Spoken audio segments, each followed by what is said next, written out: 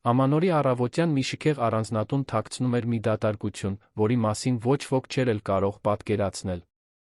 Թանկարժեք խաղալիքների խեղդող լռության մեջ մի փոքրիկ երեխա մնացել էր բոլորովին մենակ։ Այն, ինչ թվում էր սովորական լքվածություն, շուտով պիտի բացահայտեր շատ ավելի մռայլ մի բան, այն փակ դռան հետում։ Եթե այս պատմությունը ձեզ հետաքրքրեց, մի մոռացեք բաժանորդագրվել մեր ալիքին, ասեք մեզ, թե որ քաղաքից եք դիտում։ Շարունակենք։ Երանը եռում էր նույնիսկ դեկտեմբերի 25-ին։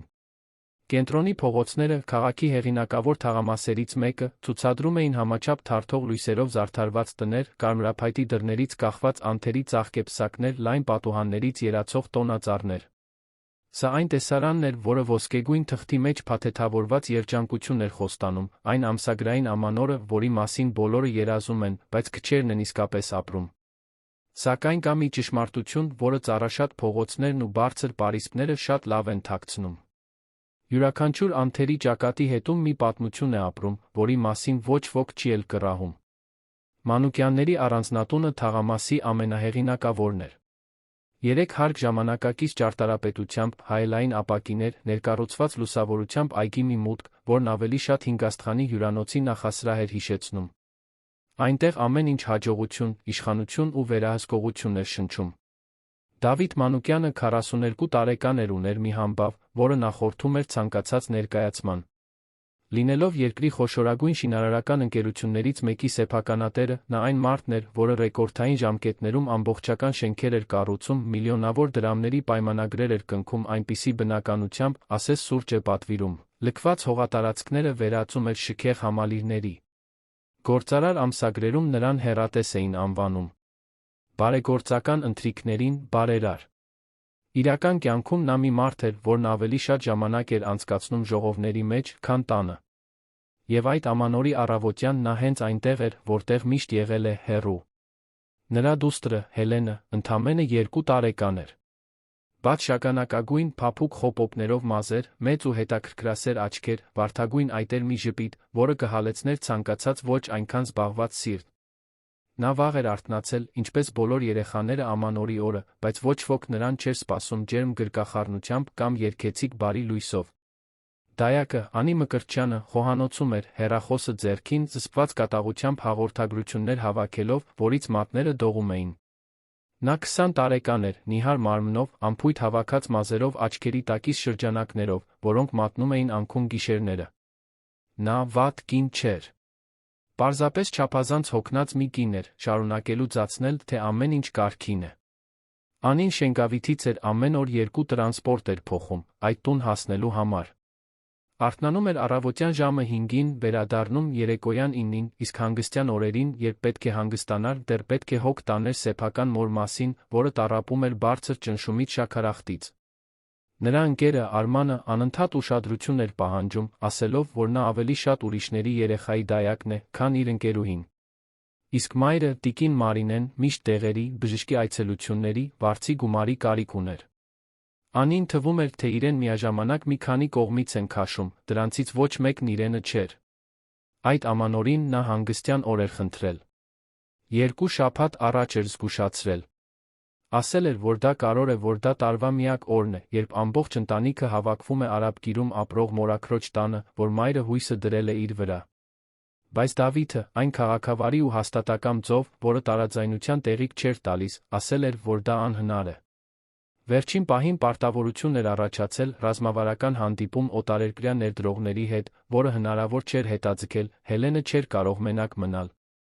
Նա առաջարկել էր կրկնակի վճարել այդ օրվա համար։ Անին համաձայնել էր, որովհետև դրա կարիքն ուներ։ Բայց ներսում ինչ-որ բան սկսել էր ճաք տալ։ Եվ այդ առավոտյան ճաքը վերածվեց անդունդի։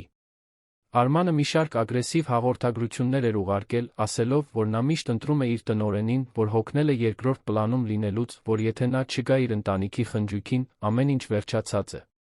Մայրը լաց լինելով զանգել էր, ասելով, որ իրեն վատ է զգում, որ ընկերակցության կարիք ունի, որ չի հասկանում, թե ինչու է դուստրը նախընտրում հոգ տանել օտարների, այլ ոչ թե իր մասին։ Եվ Անին, այնտեղ սպիտակ մարմարե խոհանոցում, ներկրված կենցաղային տեխնիկայով, որը նա երբեք չէր կարողանա գնել, զգաց, թե ինչպես է զայրույթը թթվի պես բարձրանում կոկորդով։ Նա նայեց Հելենին, որը փափուկ արջուկը քարշ էր տալիս հյուրասենյակով անկապ բառեր մրմնջում, մտածեց. այս աղջիկն ամեն ինչ ունի, իսկ ես ոչինչ։ Եվ ես այստեղ եմ ամանորին իմ կյանքից հրաժարվելով նրա կյանքի համար։ Հենց այդ ժամանակ նա որոշեց։ Դա ռացիոնալ որոշում չէր։ Դա մղում էր, ներքին պայթյուն, որը նա չափազանց երկար էր զսպել։ Անին վերցրեց պայուսակը, սկսեց շտապ իրերը լցնել մեջը, դրամապանակ, լիցքավորիչ, հին շրթներկ, մի տուփ թխվածքաբլիթ, որը պահել էր հետո ուտելու համար։ Հելենը կարճ ու անվստահ քայլերով մոտեցավ նրան, մի ձեռքում բռնած արջուկը, մյուսը մեկնած, ասես գիրք էր ուզում։ Անին հայացքը փախցրեց։ Չէր կարող նայել աղջկա աչքերին։ Եթե նայեր, գուցե չկարողանար դուրս գալ։ Բայց դուրս եկավ։ Դուռն անցնելուց առաջ շրջվեց դեպի Հելենը ասած կատաղությունն ու հուսահատությունը խառնած խեղդված ձայնով. Դու լավ կլինես այստեղ, քո թանկարժեք խաղալիքների ու գեղեցիկ տան հետ։ Ես քո մայրը չեմ, պարտավոր չեմ այստեղ մնալ ամանորին, մինչդեռ իմ ընտանիքն ինձ է սպասում։ Թող հայրդ հոգ տանի քո մասին, քանի որ այդքան շատ փող է վաստակում։ Հելենը չհասկացավ բառերը, բայց հասկացավ տոնը։ Եվ սկսեց լաց լինել։ Անին փակեց դուռը դրսից կողպեց, ինչպես միշտ էր անում դուրս գալիս։ Մյուս կողմից լսեց աղջկա լացը արագացրեց քայլերը, ասես փախչում էր ինչ-որ բանից, որը հետապնդում էր իրեն։ Փողոցով իջավ, պայուսակն ուսին, իսկ հեռախոսն անդադար ծանուցումներ էր ուղարկում։ Արմանի հաղորդագրությունները, թե նա ճիշտ ընտրություն է կատարել, որ հպարտանում է նրանով, որ սահմաններ է դրել։ Մոր հաղորդագրությունները, թե արդեն սպասում է, որ իր սիրելի Իշլի քյուֆթան է պատրաստել։ Անին պետք է իրեն ազատ, թեթացած, հաղթանակած զգար։ Բայց այն ամենը, ինչ զգում էր, ծանր դատարկություն էր, ասես մի կարևոր բան էր թողել հետում, չէր կարողանում վերադառնալ ու վերցնել։ Մինչդեռ առանձնատան ներսում Հելենը շարունակում էր լաց լինել։ Նա կանչում էր Անի, ինչպես քնքշորեն արտասանում էր դայակի անունը, տնով մեկ քայլում էր, արջուկը հատակին քարշ տալով։ Տոնածառը լուսավորված էր, նվերները կուտակված էին տակը, սեղանը պատրաստված էր կարմիր սփռոցով սպիտակ ծաղիկների զարդարանքներով։ Ամեն ինչ անթերի զարդարված էր, սառը գեղեցիկ, սարսափելի դատարկ։ Հելենը մի քանի անգամ փորձեց հասնել դռան բռնակին, բայց նրա թիկները չափազանց կարճ էին։ Հետո փորձեց բարձրանալ բազմոցի վրա, ցայթաքեց, նստած ընկավ ավելի բարձր լաց եղավ։ Նա չէր հասկանում, թե ուր էին գնացել բոլորը։ Չէր հասկանում, թե ինչու է մենակ։ Միայն հասկանում էր, որ ինչ-որ բան այն չէ։ Եվ հենց այդ պահին Դավիթը որոշեց վերադառնալ տուն։ Նա հանդիպման ճանապարհին էր, երբ գործընկերոջից զանգ ստացավ, որ ներդրողները վերջին պահին չեղարկել են հանդիպումը։ Թռիչքի հետ կապված խնդիր, ինչ-որ բան Զվարթնոց օդանավակայանի մառախուղի հետ կապված։ Դավիթն անջատեց հեռախոսը, նայեց մեքենայի պատուհանից տարօրինակ ծակոց զգաց կրծքում։ Դա այնքան էլ թեթացում չէր։ Գրեթե մեղքի զգացում էր, կամ գուցե նախազգացում։ Նա մտածեց Հելենի մասին, մտածեց, թե ինչպես էր տնից դուրս եկել առանց նրան ճիշտ գրկելու, մտածեց, թե ինչպես էր դուստր թիկները մեկնել, երբ նա անցնում էր հյուրասենյակով, նա, այն սովորական շտապողականությամբ, ասել էր, որ շուտով կվերադառնա։ Այդ ժամանակ որոշեց անել մի բան, որը հազվադեպ էր անում, իմպրովիզացիա։ Վարորդին խնդրեց վերադառնալ։ Մի քանի ժամ կանցկացներ դստեր հետ, լուսանկարներ կաներ, կտեղադրեր սոցիալական ցանցերում, ցույց կտար, որ ինքը նա հոգատար հայր է։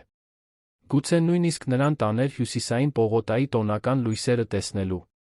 Դա գեղեցիկ ժեստ կլիներ։ Մի ժեստ, որը, ինչպես հետագայում կհասկանար, փրկեց դստեր կյանքը։ Մեքենան կանգնեց առանձնատան դիմաց առավոտյան ժամը 10:30-ի սահմաններում։ Դավիթն իջավ, ուղղեց բաճկոնը, քարտն անցկացրեց էլեկտրոնային դարպասով ներս մտավ։ Տունը չափազանց լուռ էր։ Նա գիտեց հոնքերը։ Սովորաբար, երբ նա գալիս էր, լսում էր Անի ձայնը, որը խոսում էր Հելենի հետ, կամ մանկական հաղորդումներով միացված հեռուստացույցի ձայնը, կամ խոհանոցից եկող կաթսաների ձայնը։ Բայց այդ պահին միայն լռություն էր։ Եվ, խորքում, մի խուլ լաց։ Դավիթը պայուսակը թողեց նախասրահում, քայլեց դեպի հյուրասենյակ։ Այն, ինչ տեսավ, ստիպեց սրտին արագ բաբախել։ Հելենը հատակին էր, սուրճի սեղանիկի մոտ, դեմքը կարմրած ու թաց, այդքան լաց լինելուց։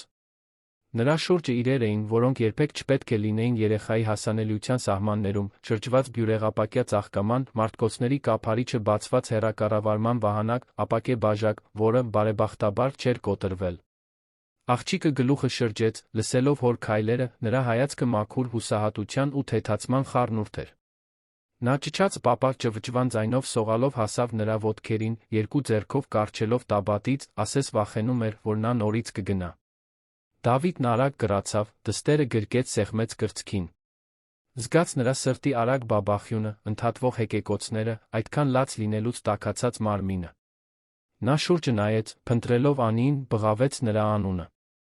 Ոչ մի արձագանք։ Քայլեց դեպի խոհանոց, դեպի դայակի սենյակ, դեպի լոգարան։ Դատարկ։ Ամեն ինչ դատարկ էր։ Վերադարձավ հյուրասենյակ, դեռ Հելենը գրկին, հենց այդ ժամանակ հասկացավ, թե իրականում ինչ է տեղի ունեցել։ Անիի պայուսակը կախիչի վրա չէր։ Նրա վերարկուն կախված չէր։ Խոհանոցի դարակում մնացող պահեստային բանալին անհետացել էր։ Անին գնացել էր։ Եվ Հելենին մենակ էր թողել։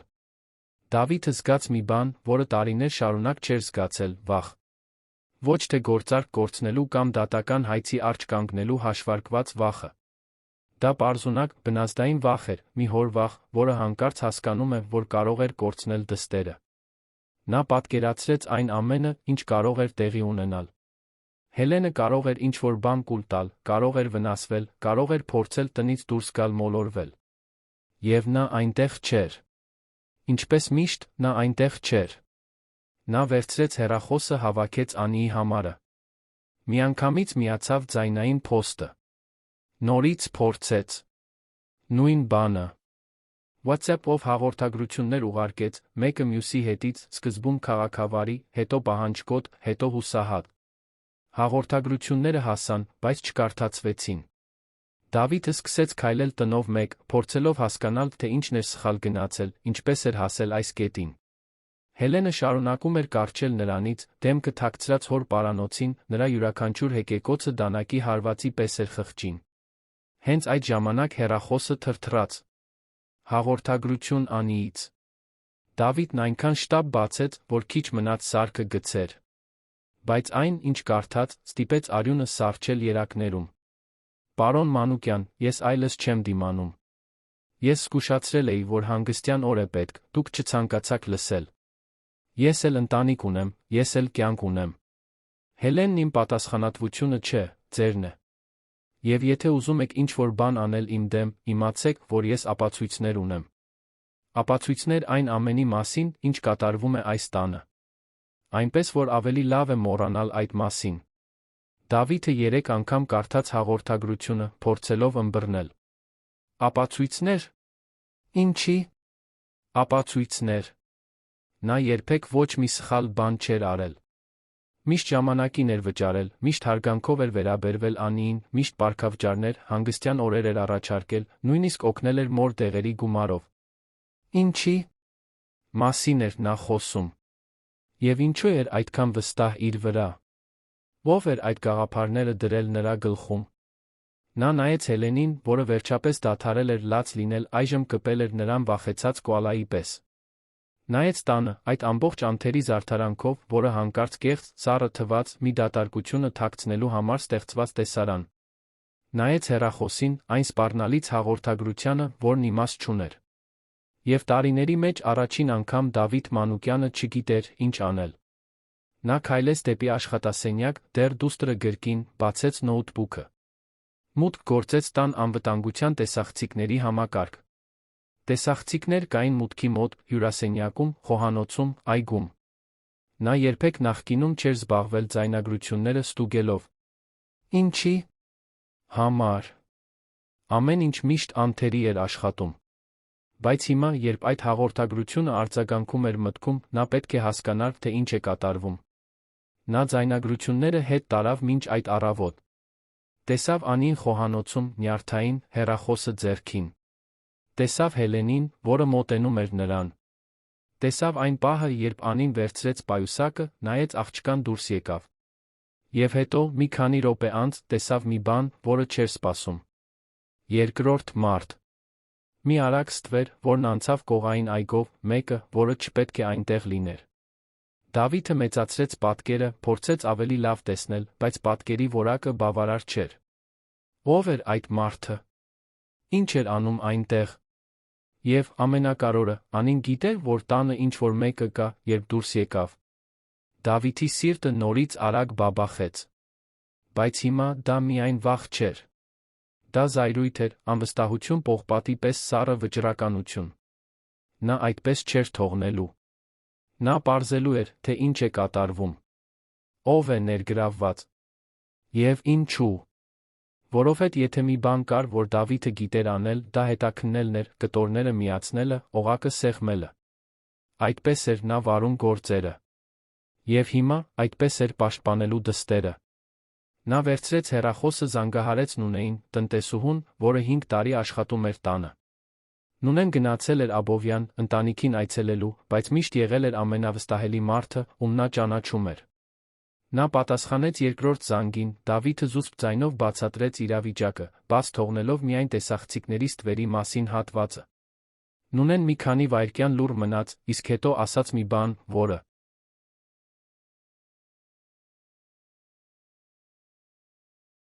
ստիպեց Դավիթին ամեն ինչ գրի առնել։ Պարոն Մանուկյան, մի բան կա, որ պետք է ավելի շուտ ասեի։ Անին վերջին շաբաթներին շատ տարօրինակ էր իրեն պահում։ Տարօրինակ զանգեր էր ստանում, նյարդայնանում էր, փակում էր սենյակի դուռը, երբ պատասխանում էր։ Եվ մի անգամ լսեցի, թե ինչպես է նա ինչ-որ մեկի հետ խոսում տիկին Լիլիթի մասին։ Այն ժամանակ մտածեցի, որ անհեթեթություն է, բայց հիմա կարծում եմ, որ այդպես չէր։ Լիլիթ։ Անունն ընկավ ռումբի պես։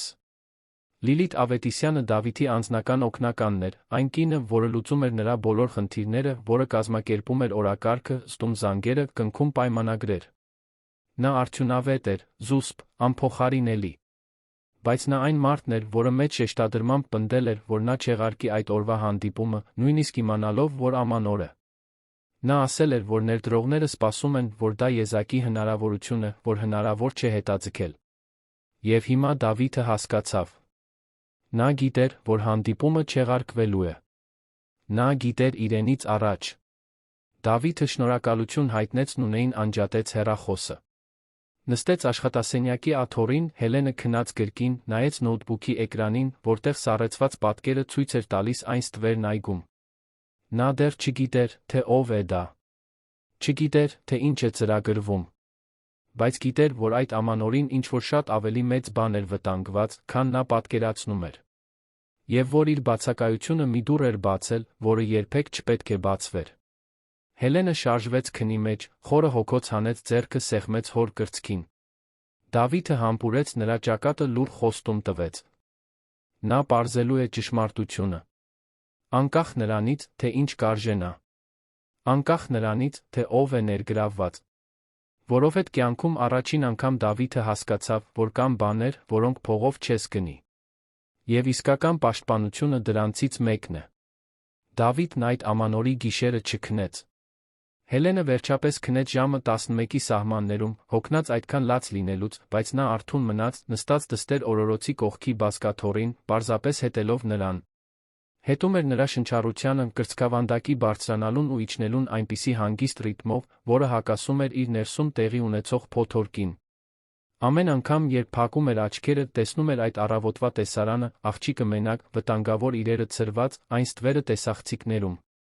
Եվ Անի հաղորդագրությունը, այն քողարկված սպառնալիքի տոնով, որը դուրս չէր գալիս մտքից։ Ապացույցներ։ Նա ասել էր, որ ապացույցներ ունի։ Բայց ինչի՞։ Ապացույցներ։ Դավիթը խնդիրներ լուծելուն սովոր մարդ էր։ Ֆինանսական ճգնաժամ։ Վարձում էր լավագույն խորհրդատուներին։ Աշխատանքային դատ։ Ուներ առաջնակարգ իրավաբանական թիմ։ Անբարեխիղճ մրցակցություն։ Մշակում էր ռազմավարություններ, որոնք մրցակիցներին անելանելի վիճակում էին թողնում։ Բայց սա այլ էր։ Սա անձնական էր, ներքին, ցավոտ։ Դա վերաբերում էր իր դստերը, նրա անվտանգությանը, այն վստահությանը, որը նա դրել էր մարդկանց վրա, ում կարծում էր, թե ճանաչում է։ Եվ որքան շատ էր մտածում, այնքան ավելի էր հասկանում, որ իրականում ոչ ոքի չի ճանաչում։ Ճանաչում էր աշխատակիցների, ճանաչում էր ծառայություններ մատուցողների, ճանաչում էր մարդկանց, որոնք ժպտում էին, երբ նա սենյակ էր մտնում։ Բայց իսկապես ճանաչել։ Իմանալ, թե ինչ է կատարվում նրանց գլխում, ինչ են զգում, ինչ են ծրագրում։ Ոչ։ Նա երբեք դրա համար ժամանակ չէր ունեցել։ Երբ Արը սկսեց ծագել ամաչկոտ ու նարնջագույն սենյակի հաստ վարագույրների հետից, Դավիթը վերցրեց հեռախոսը, սկսեց զանգեր անել։ Առաջինը Նունեին էր, որը խոստացավ նույն օրը վերադառնալ Աբովյանից, չեղարկելով ընտանիքի հետ ունեցած ծրագրերը։ Նա վստահելի կին էր, 50 անց, այրի, առանց երեխաների, որը Հելենին վերաբերվում էր որպես թոռնուհու։ Եթե կար մեկը, որն իսկապես հոգ էր տանում այդ երեխայի մասին, դա Նունեն էր։ Երկրորդ զանգը Լոնին էր, անվտանգության աշխատակցին, որն աշխատում էր համալիրի մուտքի մոտ, նա մի քանի հերթափոխ էր անում տանը։ Լոնը քնաթաթախ ձայնով պատասխանեց, դեռ հանգստյան օր էր, բայց երբ Դավիթը բացատրեց, որ շտապ պետք է խոսի, նա ասաց, որ 1 ժամից այնտեղ կլինի։ Երրորդ զանգը Դավիթը տատանվեց անել։ Լիլիթ Ավետիսյանի համարը թարթում էր հեռախոսի էկրանին։ Լիլիթը, արդյունավետ օգնականը, այն կինը, որը միշտ ճիշտ պատասխաններ ուներ, որը կանխատեսում էր խնդիրները, նախքան դրանց առաջանալը, որը Դավիթի առօրյան ավելի լավ գիտեր, քան ինքը։ Նա 3 տարի աշխատում էր իր մոտ, 35 տարեկան էր, ավարտել էր Հայաստանի ամերիկյան համալսարանի կառավարման ֆակուլտետը, ազատ խոսում էր անգլերեն, իսպաներեն, ուներ անթերի ինքնակենսագրական։ Նա գեղեցիկ էր, էլեգանտ, միշտ լավ հագնված, միշտ այն զուսպ հասմիկի բույրով, որը հետք էր թողնում գրասենյակի միջանցքներում։ Դավիթը երբեք նրա մասին անպատշաճ կերպով չէր մտածել։ Նա աշխատակից էր, վերջ։ Բայց հիմա, այն բանից հետո, ինչ ասել էր Նունեն, նա սկսում էր մտածել, թե արդյոք հենց դա, այդ կույր վստահությունը, տեղիք չէր տվել մի բանի, որը նա դեռ չէր կարողանում անվանել։ Նա հեռախոսը դրեց, առանց Լիլիթին զանգելու։ Նախ, պետք է ավելի լավ հասկանար, թե ինչ է կատարվում։ Ավելի շատ տեղեկատվության, գլուխկոտրուկի ավելի շատ կտորների կարիք ուներ։ Դանդաղ վեր կացավ, զգույշ եղավ, որ չարթնացնի Հելենին, քայլեց դեպի աշխատասենյակ։ Տունը լուռ էր, այն ծանր լռությամբ, որը լինում է վերջերս տեղի ունեցած ցնցումից հետո, որից դեռ չեն ուշքի եկել։ Նորից միացրեց նոութբուքը, վերադարձավ տեսախցիկների ձայնագրություններին։ Այս անգամ ավելի հեռու գնաց ժամանակի մեջ։ Ստուգեց վերջին 15 օրը, փնտրելով օրինաչափություններ, ինչ-որ արտասովոր բան։ Եվ գտավ։ Վերջին 10 օրվա ընթացքում Լիլիթը 3 անգամ էր եկել տուն։ Դա ինքնին տարօրինակ չէր, նա երբեմն բերում էր փաստաթղթեր, որոնք շտապ ստորագրության կարիք ունեին, կամ տանում էր թղթապանակներ, որոնք Դավիթը մոռանում էր գրասենյակում։ Բայց ուշադրություն գրավեց ժամը։ Միշտ երեկոյան, միշտ, երբ Դավիթը տանը չէր, միշտ մնում էր առնվազն կես ժամ։ Դավիթը մեծացրեց պատկերները։ Տեսավ Լիլիթին մտնում, դռան մոտ ողջունում Անիին, ներս մտնում։ Եվ հետո, հյուրասենյակի տեսախցիկը ցույց տվեց, թե ինչպես են երկուսը խոսում։ Հնարավոր չէր լսել, թե ինչ են ասում, բայց մարմնի լեզուն պարզ էր։ Անին նյարդային էր թվում, շատ էր ժեստեր անում, իսկ Լիլիթն այնտեղ էր, այն հանգիստ, գրեթե մայրական կեցվածքով, ասես խորհուրդ էր տալիս, հանգստացնում։ Դավիթը ստամոքսում հանգույց զգաց։ Ինչու էր Լիլիթը խորհուրդ տալիս իր դստեր դայակին։ Ինչի մասին։ Եվ ինչու նա երբեք չէր իմացել այդ այցելությունների մասին։ Շարունակեց դիտել։ 5 օր առաջվա ձայնագրություններից մեկում տեսավ մի բան, որից արյունը սառեց երակներում։ Լիլիթը ծրար տվեց Անիին։ Սպիտակ, բարակ ծրար, որը դայակը բացեց հենց այնտեղ, հետո արագ դրեց պայուսակի մեջ, շուրջը նայելով, ասես վախենում էր, որ իրեն կտեսնեն։ Փող էր։ Ինչու էր Լիլիթը փող տալիս Անիին։ Դավիթը հենվեց աթոռին, միտքն աշխատում էր մեծ արագությամբ։ Այնտեղ ավելի մեծ բան էր կատարվում, մի բան, որը նա դեռ չէր կարողանում ամբողջությամբ տեսնել։ Բայց կտորները սկսում էին իրար միանալ։ Այն պատկերը, որը ձևավորվում էր, անհանգստացնող էր։ Լիլիթը ոչ միայն օգնում էր Անիին։ Լիլիթը մանիպուլյացիայի էր ենթարկում Անիին։ Գուցե խրախուսում էր նրա դժգոհությունը, ցնուցում վիրավորանքները, ստեղծում կոնֆլիկտային իրավիճակ։ Բայց ինչու՞։ Ինչ էր շահում Լիլիթը դրանից։ Ինչ էր նա ուզում։ Հենց այդ ժամանակ դռան զանգը հնչեց։ Դավիթը սթափվեց, նայեց ժամացույցին։ Առավոտյան 7:30։ այցելությունների համար չափազանց վաղ էր։ Քայլեց դեպի դոմոֆոն, նայեց արտաքին տեսախցիկով, տեսավ Լոնին, անվտանգության աշխատակցին, արդեն դռան մոտ, Արարատի գլխարկով լուրջ արտահայտությամբ։ Դավիթը բացեց դարպասը, սպասեց, որ մարդը ներս մտնի, դիմավորեց նրան հյուրասենյակում։ Լոնը 40 տարեկան տղամարդ էր, թխամորթ, կրոնական նվիրվածությամբ մարզվողի ամուր մարմնով խոսելու ուղիղ ձով, որը Դավիթը միշտ գնահատել էր։ Առանց շրջանցումների, առանց շողոքորթության, միայն մերկ ճշմարտությունը։ Դավիթը սուրճ առաջարկեց, Լոնը համաձայնեց, երկուսը նստեցին խոհանոցի սեղանի շուրջ։ Պարոն Մանուկյան, երբ զանգեցիք, անհանգստացա, սկսեց Լոնը, գթալով խառնելով սուրճը։ Նորմալ չէ, որ դուք ինձ այդպես կանչեք, ոչ աշխատանքային ժամի։ Ինչ է պատահել։ Դավիթը պատմեց ամեն ինչ։ Չեղարկված հանդիպումը, անսպասելի վերադարձը տուն, Հելենը մենակ, Անին անհետացած, սպառնալից հաղորդագրությունը։ Բաց թողեց միայն Լիլիթի ծրարների մասին հատվածը, քանի որ դեռ ոչ մի բանում վստահ չէր ուզում որը մեկին մեղադրել առանց կոնկրետ ապացույցների։ Լոնը լուր լսեց, դեմքն ավելի ու ավելի էր լրջանում, երբ Դավիթն ավարտեց, նա ցածր հայհոյեց, գլուխը թափահարեց։ Սա լուրջ է, պարոն Մանուկյան։ Շատ լուրջ։ Երեխային այդպես լքել, այն էլ ամանորին։ Անին միշտ ինձ մի տեսակ կորած է թվացել, բայց երբեք չէի մտածի, որ այս աստիճանի կհասնի։ Վերջին շաբաթներին նրա մոտ որը տարօրինակ բան նկատել եք, հարցրեց Դավիթը, առաջ թեքվելով։ Որը տարբերվող պահվածք, որը տարօրինակ մարդ շրջակայքում։ Լոնը մտածկոտ քորեց մորուքը։ Հիմա, որ ասում եք, այո։ Մի օր, մոտ 2 շաբաթ առաջ, տեսավ, թե ինչպես է նա մայթին վիճում մի երիտասարդի հետ։ Ես դարպասի մոտ էի, բարեկություն էի անում, տեսավ, թե ինչպես են երկուսը վիճում։ Նա բարկացած էր, շատ էր ժեստեր անում, իսկ նա լաց էր լինում։ Մտածեցի, ընկերն է, զույգերի այդպիսի բաներ, գիտեք։ Չխառնվեցի։ Բայց երիտասարդը բարի դեմք չուներ, դաջվածք թին, շղթավզին, այնպիսի ոչ մի խոսքով, դուք հասկանում եք։ Կճանաչեիք նրան, եթե նորից տեսնեիք։ Կարծում եմ, այո։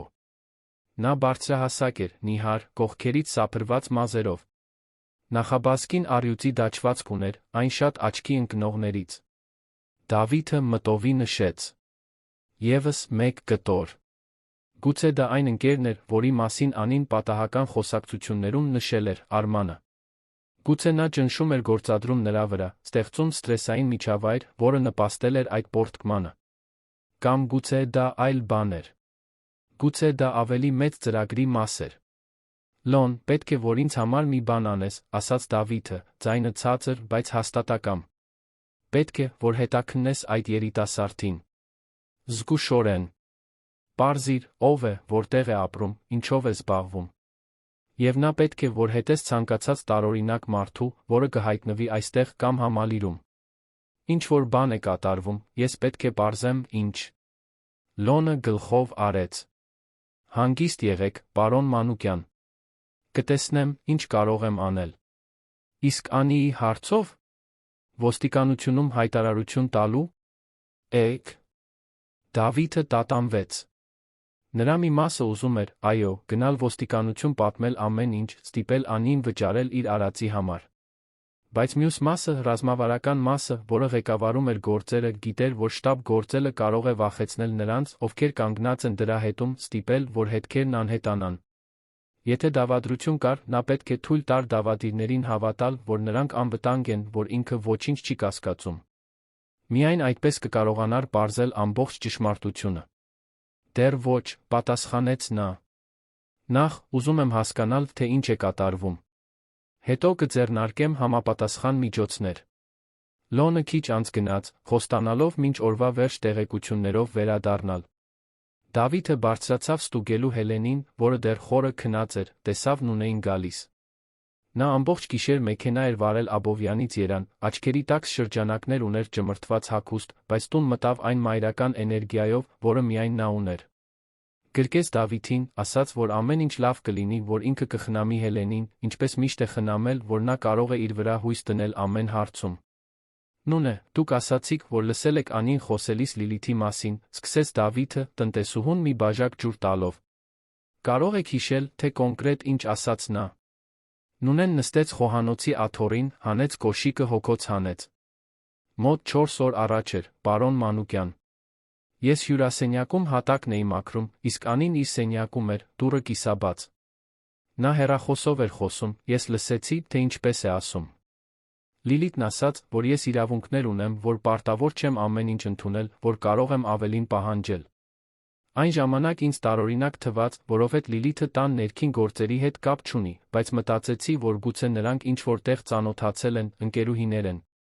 Բայց հիմա, այն ամենից հետո, ինչ դուք պատմեցիք, կարծում եմ, որ դա ընկերություն չէր։ Այլ բան էր։ Ազդեցություն, մրմնջաց Դավիթը։ Լիլիթն ազդում էր Անիի վրա, գաղափարներ էր դնում նրա գլխում։ Բայց ինչո՞ւ, հարցրեց Նունեն, անկեղծորեն շփոթված։ Ինչ կշահեր տիկին Լիլիթը դրանից։ Սա այն հարցն էր, որին Դավիթը չէր կարողանում պատասխանել։ Լիլիթը հիանալի աշխատավարձ ուներ, առատաձեռն պարքավճարներ, շահույթից մասնաբաժին։ Նա փողի կարիք չուներ։ Չէր թվում, թե թշնամություն ունի իր հետ, ընդհակառակը, միշտ հավատարիմ էր, նվիրված, գրեթե շողոքորթ։ Այդ դեպքում, ինչ էր նա ուզում։ Իշխանություն։ Վրեժ։ Թե։ Դա ինչ-որ ավելի բարդ բան էր, որը ներառում էր այլ մարդկանց, այլ շահեր։ Հենց այդ ժամանակ Դավիթի հեռախոսը զանգեց։ Հաղորդագրություն էր անհայտ համարից։ Նա բացեց, այն, ինչ կարդաց, ստիպեց սրտին արագ բաբախել։ Պարոն Մանուկյան, եթե մտածում եք ինձ վնասելու մասին, ավելի լավ է վերանայեք ձեր մտադրությունը։ Ես ձայնագրություններ ունեմ, լուսանկարներ ունեմ, ապացույցներ ունեմ բաների, որոնք դուք չէիք ուզենա, որ հայտնի դառնային։ Ինձ հանգիստ թողեք, ես ձեզ հանգիստ կթողնեմ։ Բայց եթե պնդեք, կզղջաք։ Դա Անին էր։ Միայն նա կարող էր լինել։ Դավիթը հաղորդագրությունը ցույց տվեց Նունեին, որը լայն բացեց աչքերը ձեռքով փակեց բերանը։ Աստված իմ, պարոն Մանուկյան։ Նա ձեզ շանտաժի։ Ենթարկում։ Այո, պատասխանեց նա, ձայնը զուսպ, բայց ներսում բաբախող սառը զայրույթով։ Եվ ես կպարզեմ, թե ինչ ապացույցներ են դրանք։ Որովհետև, Նունե, ես երբեք ոչ մի սխալ բան չեմ արել։ Երբեք։ Միշտ բոլոր աշխատակիցներին հարգանքով եմ վերաբերվել, միշտ ժամանակին եմ վճարել, միշտ արդար եմ եղել։ Եթե նա ինչ-որ բան ունի, դա կեղծված է։ Սարքած է։ Նունեն գլխով արեց, բայց Դավիթը տեսավ կասկածը նրա աչքերում։ Եվ հասկացավ։ Հասկացավ, որ սոցիալական ցանցերի դարաշրջանում, ակնթարթային դատաստանների դարաշրջանում, կարևոր չէ ապացույցներն իրական են, թե ոչ։ Կարևոր է միայն, թե արդյոք դրանք համոզիչ են։ Մի խմբագրված լուսանկար, մի կտրտված ձայնագրություն, մի լավ կառուցված պատմություն, մի ամբողջ կյանքի հեղինակությունը կարող է փլուզվել ժամերի ընթացքում։ Եվ եթե Լիլիթը ներգրավված էր, եթե նա իսկապես կազմակերպում էր դա, ապա նա հասանելիություն ուներ արտոնյալ տեղեկատվությանը, անձնական պահերին, մանրամասներին, որոնք կարող էին աղավաղվել կործանարար ձևով։ Դավիթը կարճ պատասխան գրեց. Եկեք անձամբ խոսենք։ Հանդիպենք այսօր ժամը 3-ին հաղթանակի զբոսայգում, լճի մոտ։ Մենակ եկեք։ Ուղարկեց։ Հաղորդագրությունը հասավ, բայց չկարդացվեց։ Դավիթը սպասեց, րոպեները ձգվում էին ժամերի պես։ 15 րոպե անց պատասխանը եկավ։ Լավ։ Դավիթը նայեց Նունեին։ Պետք է, որ այսօր Հելենի հետ մնաք։ Ոչ ոքի ներս չթողնեք։ Ոչ ոքի։ Ոչ ծանոթների, ոչ աշխատակիցների, ոչ ոքի։ Եվ եթե Լիլիթը գա, ներս չթողնեք անմիջապես ինձ զանգեք։ Նունեն խոստացավ, իրավիճակի լրջությունը հասկացողի լրջությամբ։ Դավիթը բարձրացավ, արագ լոգանք ընդունեց, հագուստը փոխեց, հագավ ինչ-որ սովորական բան, ջինս, շապիկ, սպորտային կոշիկներ։ Ուզում էր մատչելի թվալ, ոչ թե վախեցնող։ Պետք էր, որ Անին իրեն հարմարավետ զգար խոսելու, խոստովանելու, բացահայտելու համար, թե ինչ է կատարվում։ Եվ եթե նա լավով չխոսեր, նա այլ միջոցներ ուներ։ Կապեր ուներ, ազդեցություն ուներ, ռեսուրսներ ուներ։ Բայց նախընտրում էր երկխոսությունը։ Միշտ նախընտրել էր։ 2:30-ին նա դուրս եկավ տնից, վերցրեց իր սեփական մեքենան, աննկատ սեդան, քշեց դեպի հաղթանակի զբոսայգի։ Շաբաթ օր էր, ամանորի հաջորդ օրը, այգին լիքն էր ընտանիքներով, որոնք վայելում էին կեսօրվա առը։ վազող երեխաներ, ձեռք ձեռքի տված զույգեր, զբոսնող տարեցներ։ Սովորական մարդկանց սովորական կյանքը, մտածեց Դավիթը մի փոքր նախանձով։ Նա կայանեց մեքենան, քայլեց դեպի լիճ, գտավ մի դատարկ նստարան նստեց։ Ժամը 2:50 էր։ Անին հասավ ճիշտ ժամը 3-ին։ Նա այլ տեսք ուներ։ Արձակած մազեր, դեմքի համար չափազանց մեծ արային ակնոցներ, հին ուսապայուսակ մեջքին։ Ավելի փոքր, ավելի փխրուն էր թվում, բայց նա ինչ-որ մարտահրավեր կար նրա քայլվածքում, երբ նա մոտեցավ նստեց կողքի նստարանին, պահպանելով հաշվարկված հեռավորություն։ «Պարոն Մանուկյան», ասաց նա, ձայնը դողացող, բայց փորձելով հաստատուն հնչել։ «Անի», պատասխանեց նա, շրջվելով նրան նայելու։ «Ինչու դա արեցիր։ Ինչու լքեցիր իմ դստերը»։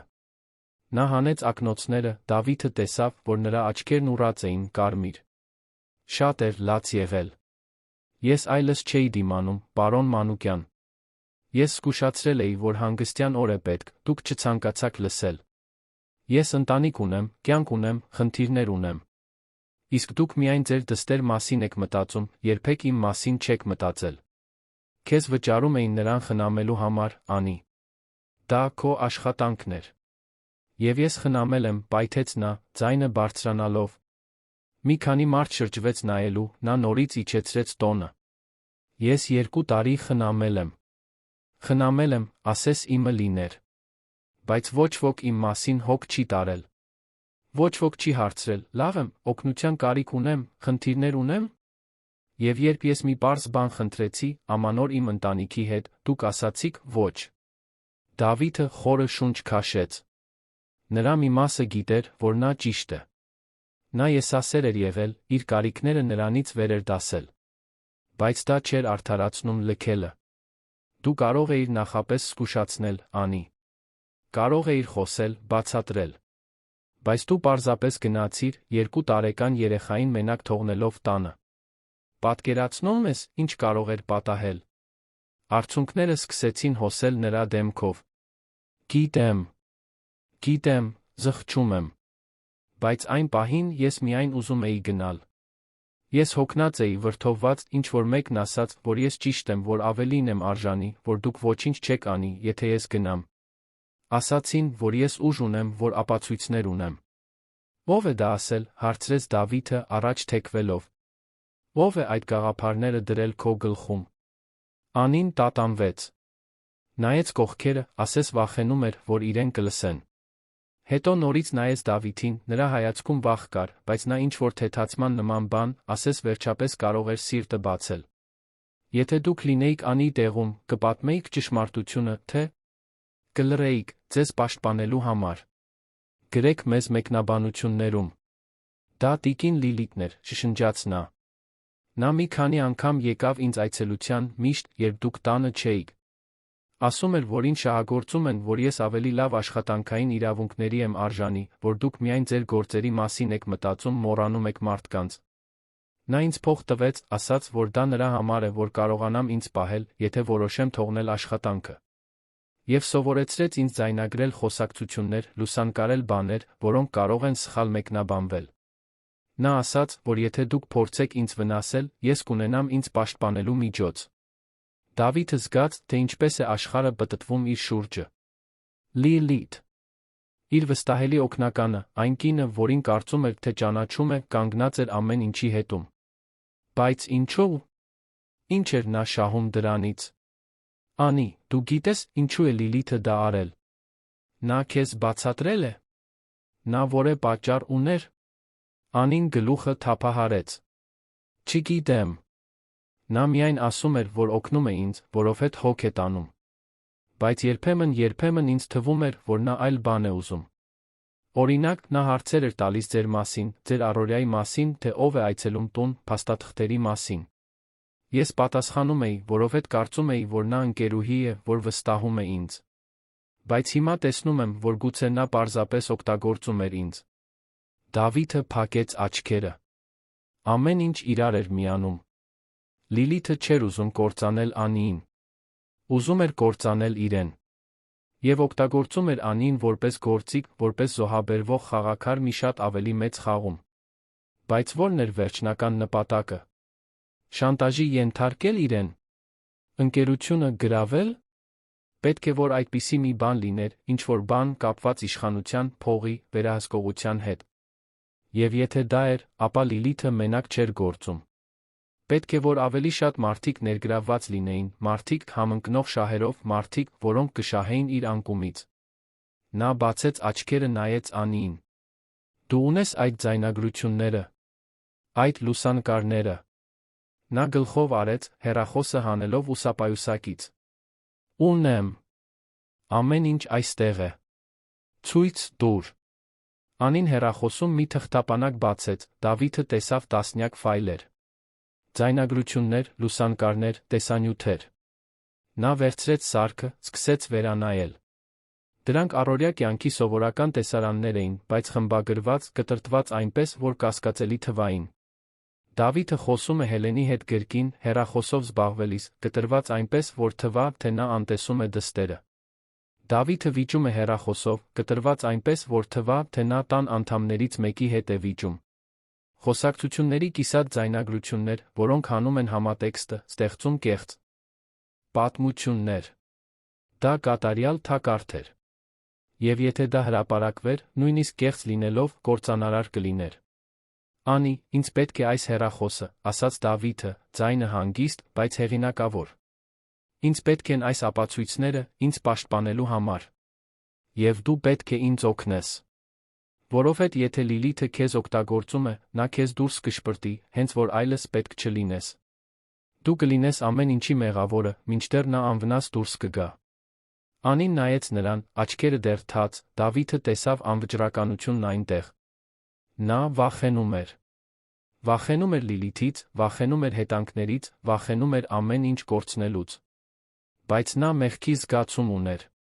Մեղքի զգացում Հելենին լքելու համար, մեղքի զգացում իրեն մանիպուլյացիայի ենթարկել թույլ տալու համար, մեղքի զգացում այնտեղ այդ նստարանին անորոշ ապագայով լինելու համար։ Եթե ես ձեզ օգնեմ, հարցրեց նա, ձայնը թույլ, դուք ինձ կներեք։ Ինձ երկրորդ հնարավորություն կտաք։ Դավիթը մտածեց։ Նրա մի մասը ուզում էր ասել ոչ, ուզում էր ստիպել Անին վճարել իր արածի համար։ Բայց ռազմավարական մասը գիտեր, որ նա իրեն պետք է։ Պետք էր մեկը ներսից, մեկը, որը կարող էր հաստատել կասկածները, տրամադրել տեղեկատվություն, օգնել քանդել այն, ինչ Լիլիթը ծրագրում էր։ Քեզ հնարավորություն կտամ, ասաց նա։ Բայց դու պետք է ապացուցես, որ արժանի ես։ Պետք է ինձ օգնես պարզել, թե ինչ է ծրագրում Լիլիթը։ Եվ պետք է ցուցմունք տաս, եթե անհրաժեշտ լինի։ Անին գլխով արեց, հեռախոսը տալով նրան։ Կօգնեմ։ Խոստանում եմ։ Դավիթը վերցրեց սարքը, դրեց գրպանը վեր կացավ։ Վերադարձիր տուն։ Ոչ ոքի չասես, որ խոսել ենք։ Եվ եթե Լիլիթը կապ հաստատի, անմիջապես ինձ կտեղեկացնես։ Նա քայլեց դեպի մեքենան, Անի հեռախոսը ծանրացել էր գրպանում պայթելու պատրաստ ռումբի պես։ Նստեց մեքենան, միացրեց շարժիչը, բայց տեղից չշարժվեց։ Մնաց այնտեղ, ձեռքերը ղեկին, միտքն աշխատում էր։ Լիլիթ։ Ինչպես էր այդքան կույր եղել։ Ինչպես չէր տեսել նշանները։ Եվ էլ ինչ էր նա թաքցնում։ Որովհետև եթե նա մանիպուլյացիայի էր ենթարկել Անիին, եթե կեղծ ապացույցներ էր ստեղծել, եթե այդքան մոտիկից հասանելիություն ուներ իր կյանքին, ապա կարող էր շատ ավելին անել։ Կարող էր խառնվել պայմանագրերին, փաստաթղթերին, գաղտնի տեղեկատվությանը։ Կարող էր գաղտնիքներ վաճառել, սաբոտաժի ենթարկել գործերը, դավադրություն կազմակերպել մրցակիցների հետ։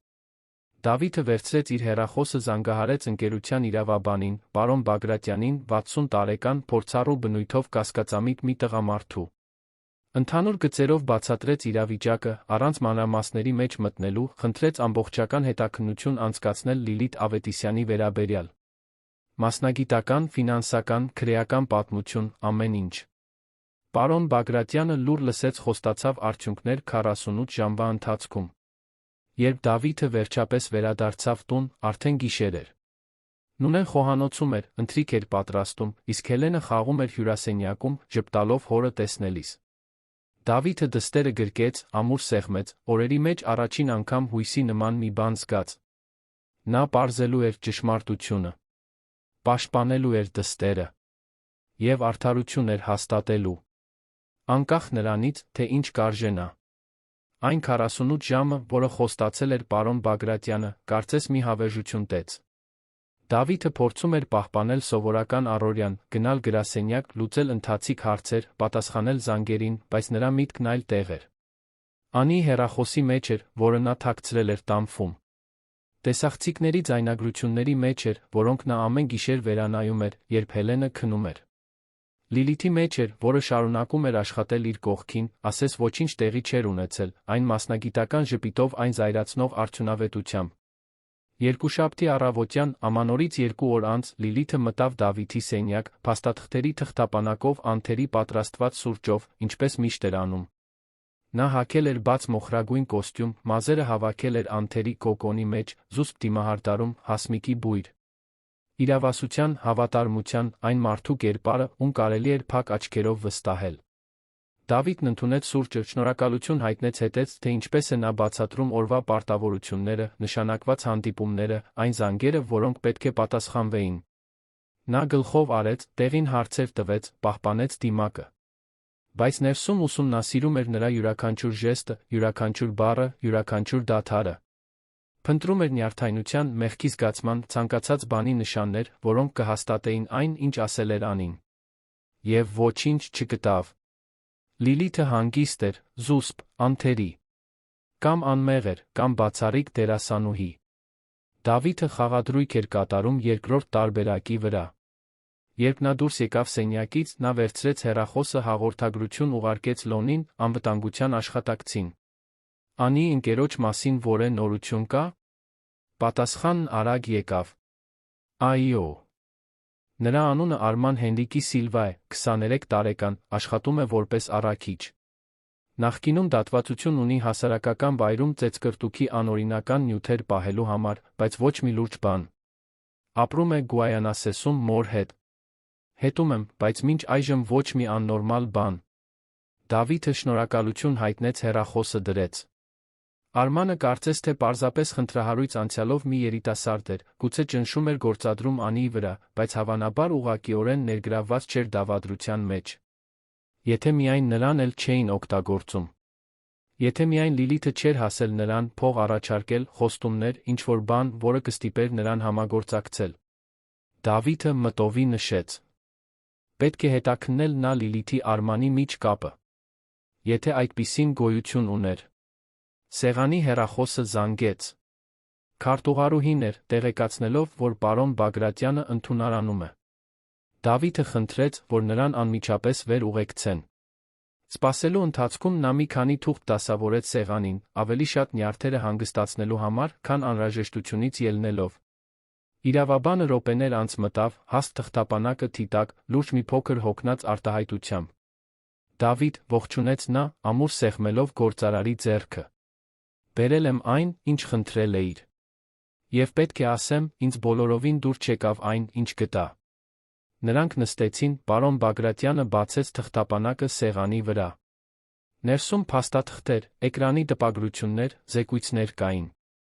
Լիլիթ Ավետիսյանն անթերի մասնագիտական պատմություն ուներ, դա ճիշտ էր։ Բայց բաց էր, անհամապատասխանություններ կային։ Նա աշխատել էր 3 ընկերություններում, նախքան Դավիթի շինարարական ընկերություն գալը, 3-ից էլ հեռացել էր մշուշոտ հանգամանքներում։ Ոչ մեկը չէր դատի տվել, ոչ մեկը հրապարակային հայտարարություններ չէր արել, բայց պարոն Բագրատյանը ոչ պաշտոնապես խոսել էր նրա նախկին գործընկերների հետ, պատմությունները նման էին։ Լիլիթն արդյունավետ էր, անփոխարինելի, բայց նա մանիպուլյատոր, պատեհապաշտ, միշտ հաջորդ հնարավորությանը սպասող։ Ընկերություններից մեկում նրան ոչ պաշտոնապես մեղադրել։ Այն գաղտնի տեղեկատվություն մրցակիցներին փոխանցելու մեջ։ Մյուսում աշխատակիցների միջ ինտրիգներ ստեղծելու, մրցակիցներին վերացնելու համար։ Բայց ամենաանհանգստացնողը, շարունակեց պարոն Բագրատյանը, մատնացույց անելով մի կոնկրետ փաստաթուղթ, սա է. Վերջին 6 ամիսների ընթացքում Լիլիթը հաճախակի փոխանցումներ է կատարել մի բանկային հաշվի, որն իրենը չէ։ Դա համատեղ հաշիվ է, որը կիսում է մի Միքայել Թադոսյանի հետ։ Դավիթը գիտեց հոնքերը։ Ո՞վ է Միքայել Թադոսյանը։ Քո գլխավոր մրցակիցներից մեկը, պատասխանեց պարոն Բագրատյանը, մի հայացքով, որն ամեն ինչ ասում էր։ Թադոսյան շինարարության սեփականատերը։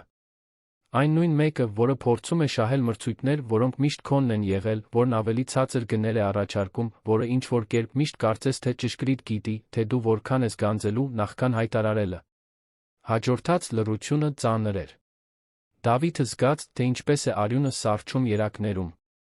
Լիլիթը տեղեկատվություն էր փոխանցում մրցակցին։ Նա ներսից սաբոտաժի էր ենթարկում իր ընկերությունը, թշնամուն սնուցում արտոնյալ տվյալներով, հավանաբար դրա համար շատ լավ վարձատրվում։ Եվ այս ամենը, մինչդեռ ժպտում էր իրեն, կազմակերպում նրա օրակարգը, հավատարմություն ծածնում։ Որքան է նա ստացել, հարցրեց Դավիթը, ձայնը զուսպ, բայց լարված։ Դժվար է ճշգրիտ ասել, բայց այն փոխանցումներով, որոնք կարողացա հետել, պետք է որ վերջին 6 ամիսների ընթացքում մոտ 300,000 դրամի սահմաններում լինի։ Եվ սա միայն այն է, ինչը հետք է թողել։ Կարող է շատ ավելին լինել։ Դավիթը հենվեց աթոռին, խորը շունչ քաշեց։ 300,000 դրամ։ Ավելին, քան նա վաստակում էր 1 տարում, իր մոտ աշխատելով։ Եվ հավանաբար դա միայն այսբերգի գագաթն էր։ Եթե նա փոխանցում էր ռազմավարական տեղեկատվություն, պայմանագրեր, շահույթի մարժաներ, Միքայել Թադոսյանը միլիոններ էր խնայում։ Իսկ Դավիթը կորցնում էր գործարքներ, չհասկանալով պատճառը, կարծելով, թե դա անհաջողություն է, վատ ժամանակ, դժվար շուկա։ Մինչդեռ իրականում դա դավաճանություն էր։ Եվ էլի կա, շարունակեց պարոն Բագրատյանը, էջը շրջելով։ Միքայել Թադոսյանն ամուսնացած է Լաուրա Ավետիսյան անունով մի կնոջ հետ։ Լիլիթի քույրը։ Դավիթը զգաց, ասես ստամոքսին հարված ստացավ։ Քույրը։ Լիլիթը տեղեկատվություն էր փոխանցում Փեսային, սեփական ընտանիքին։ Դա միայն փողի հարց չէր։ Դա անձնական էր, ներքին, ընտանեկան դավադրություն, իրեն տապալելու, իրենը վերցնելու, այն ամենը, ինչ նա այդքան ջանքով կառուցել էր, ոչնչացնելու համար։ Ինչու է նա դա արել, մրմնջաց Դավիթը, ավելի շատ իրեն, քան իրավաբանին։ Ինչու է համաձայնել աշխատել ինձ մոտ, եթե ծրագիրը ինձ ոչնչացնելն էր։ Որովհետև ներսից ոչնչացնելն ավելի հեշտ է, քան դրսից, պատասխանեց պարոն Բագրատյանը, փակելով թղթապանակը։ Լիլիթը մտել է քո ընկերություն հստակ նպատակով։ Շահել քո վստահությունը, հասանելիություն ունենալ ամեն ինչին, հետո դա օգտագործել քո դեմ։ Եվ դա ստացվել է։ Նա համբերատար էր, իրավասու էր, անփոխարինելի։ Մինչ դու այլս չկարողացար պատկերացնել ընկերությունն առանց նրա։ Եվ հետո, երբ դու ամբողջովին կախված էիր, նա սկսեց գործել։ Դավիթը գլուխը թափահարեց, անհավատալիորեն։ Այդքան ակնհայտ էր, նա չէր տեսել։ Նա թույլ էր տվել, որ մի իշ մտնի իր սեփական տուն, սնվի դրանից, վստահություն շահի, երբ ամենաքիչն էր սպասում, նա հարձակվեց։ Ոչ թե թույնով, այլ դավաճանությամբ։ Ինչ անեմ հիմա, հարցրեց նա, նայելով իրավաբանին։ Աշխատանքից հեռացրու նրան։ Այսօր։ Անմիջապես։ Եվ դատի տուր պայմանագրի խախտման, գաղտնի տեղեկատվության արտահոսքի, ամեն ինչի համար, ինչի համար կարող ես։ Դա երկար իրավական պայքար կլինի, բայց դու բավարար ապացույցներ ունես հաղթելու համար։ Դավիթը համաձայնեց, բայց գիտեր, որ Լիլիթին հիմա հեռացնելը խնդրի միայն կեսը կլինի։ Նա դեռ ուներ անի ձայնագրությունները, դեռ ուներ հնարավոր տնկված թակարդներ, դեռ կարող էր հսկայական վնասներ պատճառել, եթե զգար, որ անկյուն է քշվել։ Նա պետք է ռազմավարական, ճշգրիտ, վիրաբուժական լիներ։ Պետք է վնասազերծեր ռումբը, նախքան այն կտրելը։ Սպասիր, ասաց նա, ձեռքը բարձրացնելով։ Դեռ չենք գործելու։ Ուզում եմ, որ նա շարունակի մտածել, որ անվտանգ է։ Մինչդեռ ես ավելի շատ ապացույցներ կհավաքեմ, իրավաբանորեն կպաշտպանվեմ, կերաշխավորեմ, որ երբ գործեմ, նա պատասխանելու հնարավորություն չունենա։ Պարոն Բագրատյանը տատանվեց, բայց գլխով արեց։ Զգույշ եղիր, Դավիթ։ Լիլիթի նման մարդիկ կատակ չեն անում։ Եթե նա իմանա, որ դու գիտես, կարող է ինչ-որ կտրուկ բան անել։ Գիտեմ, պատասխանեց Դավիթը։ Դրա համար պետք է նրանից ավելի խելացի լինեմ։ Իրավաբանը գնաց, Դավիթը մենակ մնաց սենյակում, նայելով պատուհանին, որը բացվում էր դեպի հյուսիսային պողոտա։ Ներքում քաղաքը եռում էր, անտարբեր յուրաքանչյուրի անձնական դրամաների նկատմամբ։ Մեքենաներ, ազդանշաններ, վազող մարդիկ, կյանքը շարունակվում էր։ Եվ այնտեղ 23-րդ հարկում մի մարդ փորձում էր հասկանալ, թե ինչպես է այդքան կույր եղել։ Նա վերցրեց անի հեռախոսը, որը թաքցրած բերել էր թղթապանակում, նորից սկսեց վերանայել ձայնագրությունները։ Այս անգամ ավելի ուշադիր, փնտրելով մանրամասներ, որոնք առաջին անգամ բաց էր թողել։ Եվ գտավ։ Ձայնագրություններից մեկում, որը թվագրված էր 3 շաբաթ առաջ, Լիլիթը խոսում էր Անիի հետ առանձնատան խոհանոցում։ Որակը լավ չէր, ֆոնային աղմուկ կար, բայց հստակ լսվում էր, թե ինչ է ասում Լիլիթը։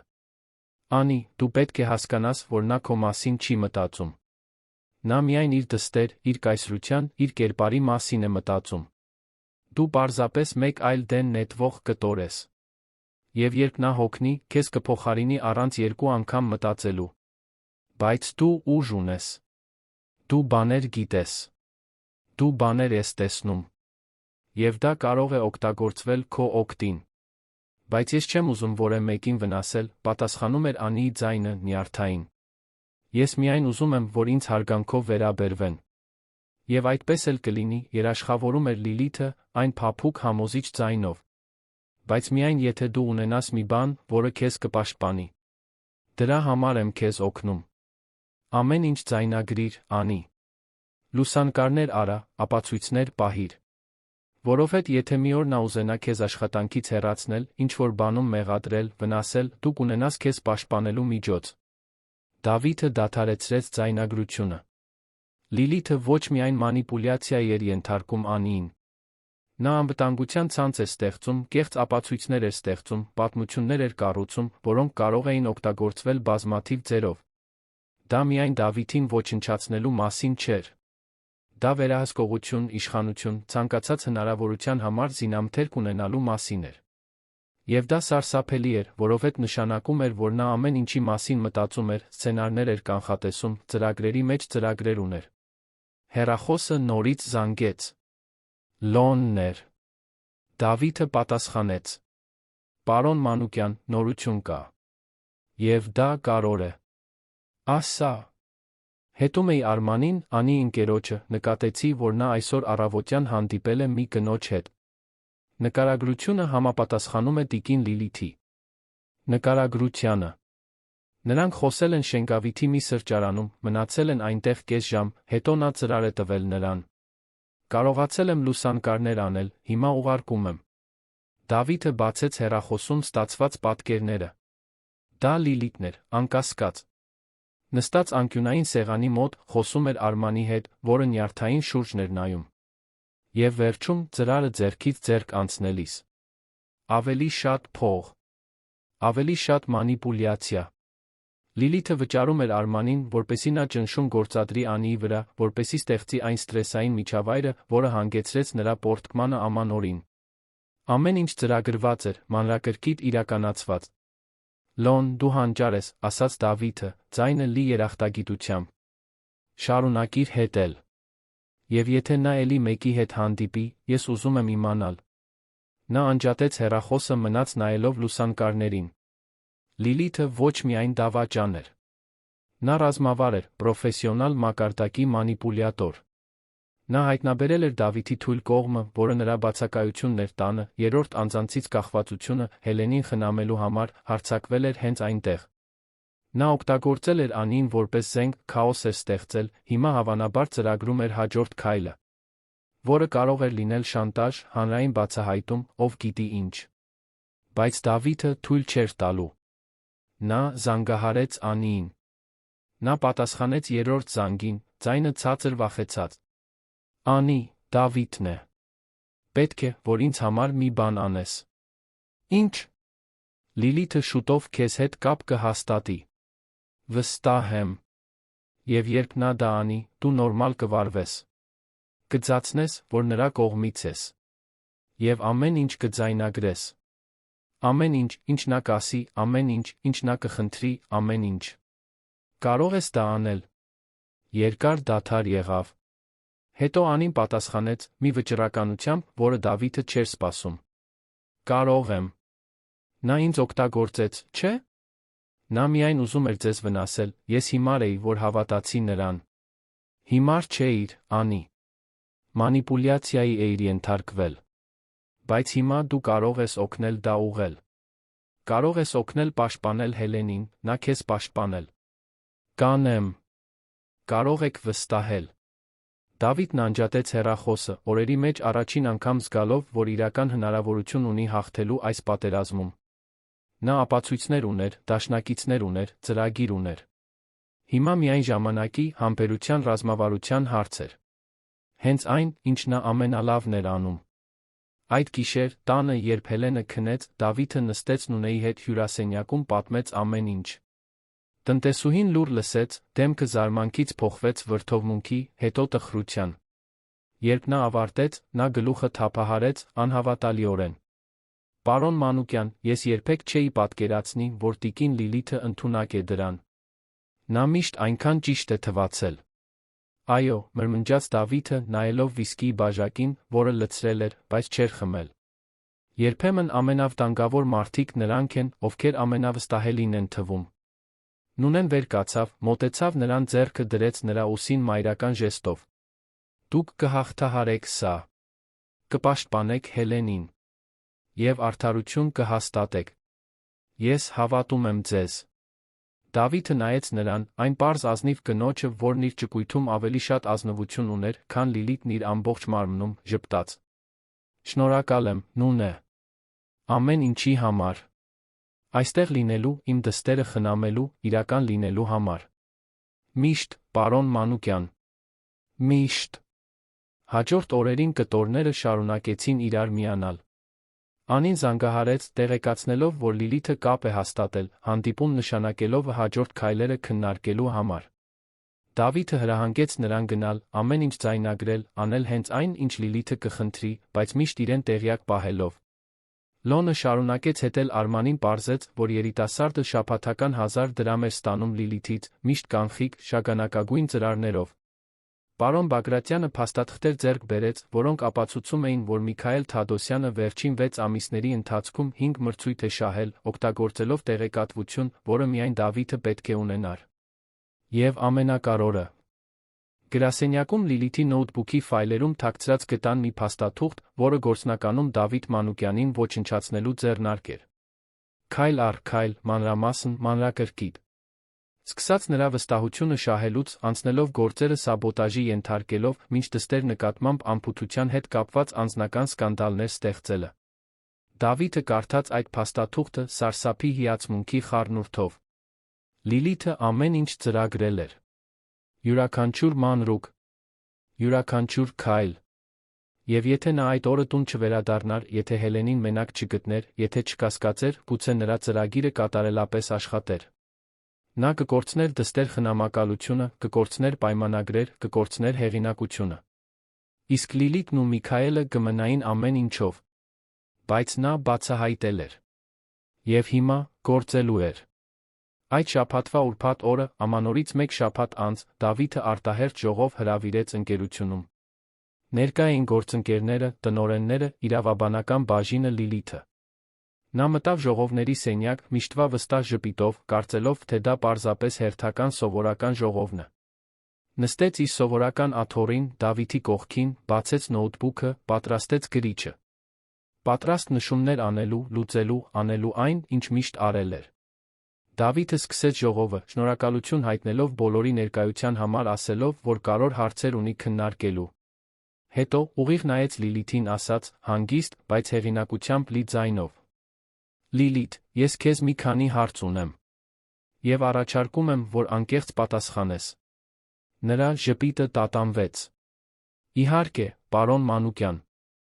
Կարող եք հարցնել։ Դու ճանաչում ես Միքայել Թադոսյանին։ Հաջորդած լռությունը բացարձակ էր։ Լիլիթը գունատվեց, աչքերը մի փոքր լայնացան, առաջին անգամ, երբ Դավիթը նրան ճանաչում էր, նա կորած թվաց։ Ես նա ամուսնացած է իմ քրոջ հետ։ Ուրեմն ճանաչում ես։ Եվ դու նրա հետ համատեղ բանկային հաշիվ ունես։ Լիլիթը չպատասխանեց։ Նայեց շուրջը, տեսավ գործընկերների, իրավաբանական բաժնի լուրջ դեմքերը, հասկացավ։ Նրան բացահայտել էին։ Պարոն Մանուկյան, ես կարող եմ բացատրել, սկսեց նա, ձայնը դողացող։ Պետք չէ, ընդհատեց նա, ձեռքը բարձրացնելով։ Ես արդեն ամեն ինչ գիտեմ։ Գիտեմ, որ դու գաղտնի տեղեկատվություն ես փոխանցել նրան։ Գիտեմ, որ մանիպուլյացիայի ես ենթարկել աշխատակիցների։ Գիտեմ, որ կեղծ ապացույցներ ես ստեղծել իմ դեմ։ Ամեն ինչ գիտեմ, Լիլիթ։ Նա ոտքի կանգնեց, գցելով աթոռը դեմքը կարմրած զայրույթից հուսահատությունից։ Դու ոչինչ չես կարող ապացուցել։ Կարող եմ, պատասխանեց Դավիթը, մի թղթապանակ դնելով սեղանին։ Ես բանկային քաղվածքներ, ձայնագրություններ, փաստաթղթեր, վկաներ ունեմ։ Ամեն ինչ ունեմ։ Եվ դու աշխատանքից հեռացված ես հիմնավոր պատճառով։ Բացի այդ, քրեական պատասխանատվության կենթարկվեց ձեռնարկատիրական սաբոտաժի, գաղտնի տեղեկատվության արտահոսքի շորթման փորձի համար։ Լիլիթը նայեց թղթապանակին, Դավիթին, ներկաներին հասկացավ, որ պարտվել է։ Նա թերագնահատել էր հակառակորդին, չափազանց շատ էր վստահել սեփական ծրագրին։ Մոռացել էր, որ Դավիթը միամիտ լինելով կայսրություն չէր կառուցել։ Նա վերցրեց պայուսակը, նայեց նրան մաքուր ատելությամբ աչքերում ասաց, թույնով ձայնի մեջ. Դու դրա համար կզղջաս։ Ոչ, պատասխանեց Դավիթը հանգիստ։ Ով կզղջա, դու ես։ Լիլիթը դուրս եկավ, շրխկացնելով դուռը։ Եվ Դավիթը շաբաթների մեջ առաջին անգամ թեթացած շունչ քաշեց։ Իժը բացահայտվել էր։ Սպառնալիքը չեզոքացվել էր։ Հիմա միայն վնասները վերականգնելու, վստահությունը վերականգնելու առաջ շարժվելու հարց էր։ Իր դստեր անվտանգությամբ, իր ընկերության պաշտպանությամբ այն վստահությամբ, որ ի վերջո ճշմարտությունը միշտ հաղթում է։ Միշտ։ Լիլիթի աշխատանքից հեռացմանը հաջորդած ամիսները նման էին երկար ու խեղդող մղձավանջից արթնանալուն։ Դավիթին հաջողվել էր չեզոքացնել սպառնալիքը, պաշտպանել ընկերությունը, երաշխավորել, որ Լիլիթն ու Միքայել Թադոսյանը դատական կարգով պատասխան տան իրենց կատարած հանցագործությունների համար։ Դատավարությունները ընթացքի մեջ էին, ապացույցները ամուր էին, պարոն Բագրատյանը վստահ էր, որ արդարությունը կհաղթանակի։ Բայց Դավիթը գիտեր, որ իրավական հաղթանակները, որքան էլ կարևոր լինեն, չեն բուժում հուզական վերքերը։ Չեն վերադարձնում կորցրած վստահությունը։ Չեն փոխհատուցում այն ժամանակը, որը նա վատնել էր, լինելով սխալ մարդ։ Եվ հենց այստեղ սկսվեց իսկական վերափոխումը։ Փետրվարյան մի առավոտ, տաք ու արոտ, ինչպիսին միայն երանը կարող է լինել ամռանը, Դավիթն այլ կերպ արթնացավ։ Հելենը վատ էր քնել, մղձավանջներ էր տեսել, առավոտյան ժամը 4-ի սահմաններում լաց լինելով եկել էր իր սենյակ, գիրք խնդրելով։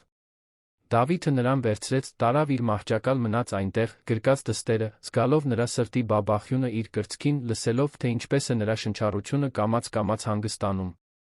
Եվ հենց այդ պահին, երբ լուսաբացի լույսը սկսեց լուսավորել պատուհանը, նա հասկացավ մի հիմնարար բան։ Նա քիչ էր մնում կորցներ դա։ Քիչ էր մնում կորցներ դստերը, ոչ թե մահվան, այլ իր սեփական բացակայության պատճառով։ Պատասխանատվության քողի տակ թաքնված անփութության, սիրո քողի տակ թաքնված աշխատանքի, այն սխալ գաղափարի պատճառով, որ ապահովելը բավարար է։ Երբ արը լրիվ ծագեց, Հելենը դեռ քնած էր նրա գրկում, Դավիթը որոշում կայացրեց։ Վերցրեց հեռախոսը, հաղորդագրություն ուղարկեց գրասենյակ, տեղեկացնելով, որ այդ օրը չի գնալու աշխատանքի։ Ոչ էլ հաջորդ օրը։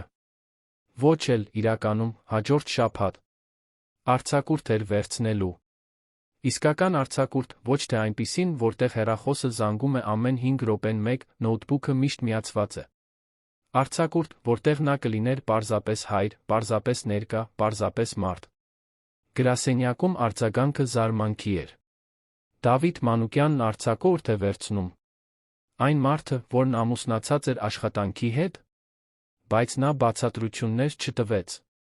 Պարզապես պատասխանատվություններ բաշխեց, վստահեց իրավասու տնօրեններին, որոնց վարձել էր տարիների ընթացքում, անջատեց կորպորատիվ հեռախոսը։ Դրեց դարակում, բանալիով փակեց։ Որպես խորհրդանիշ։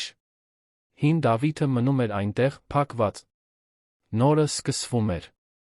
Առաջին օրերը տարօրինակ էին։ Նա հստակ չգիտեր, ինչ անել այդքան ազատ ժամանակի հետ։ Սովորության համաձայն վաղ էր արթնանում, նայում ժամացույցին, հիշում, որ ժողով չունի, զանգ չունի, ոչինչ չունի, բացի ներկա լինելուց։ Դանդաղ նախաճաշում էր, Հելենը գրկին, խաղում նրա հետ այգում, տանում նրան այգու բադերին տեսնելու։ Պարզ, սովորական բաներ, որոնք նախկինում ժամանակի կորուստ էին թվում, իսկ հիմա ամեն ինչի իմաստը։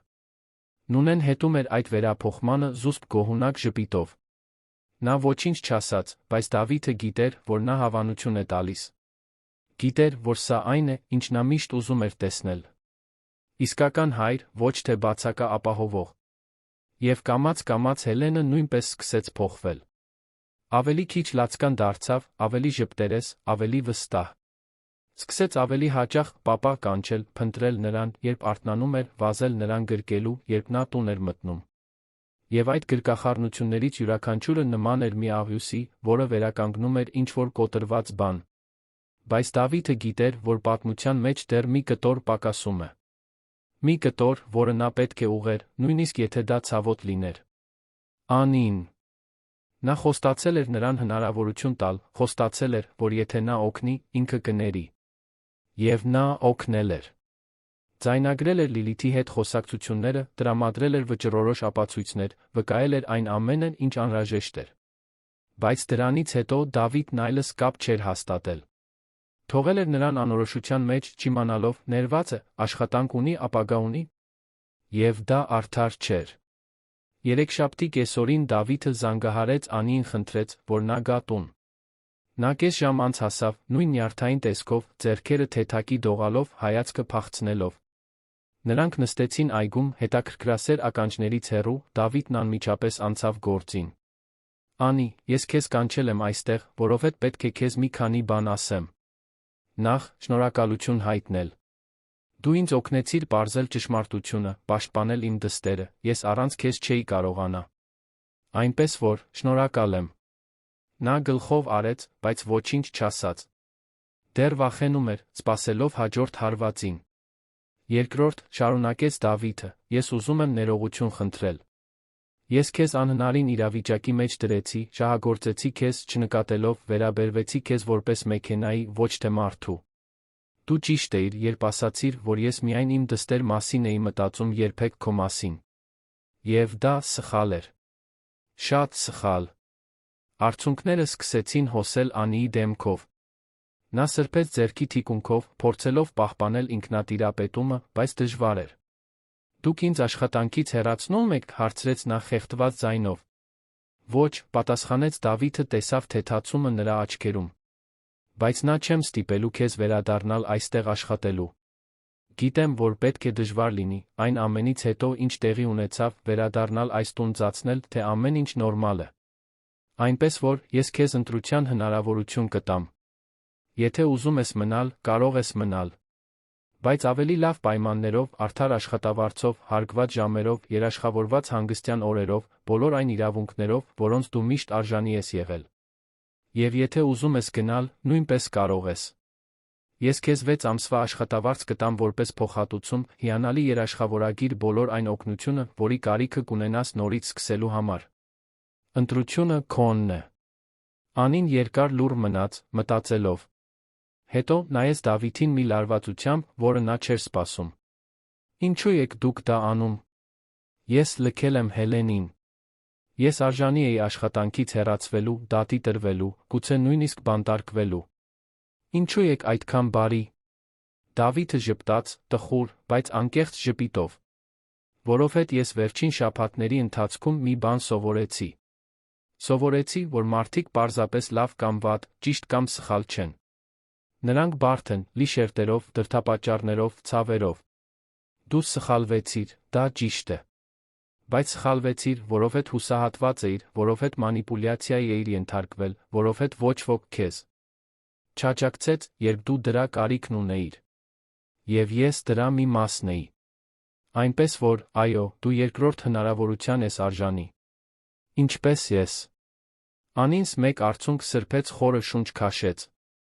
Ես ուզում եմ մնալ։ Բայց ոչ որպես դայակ։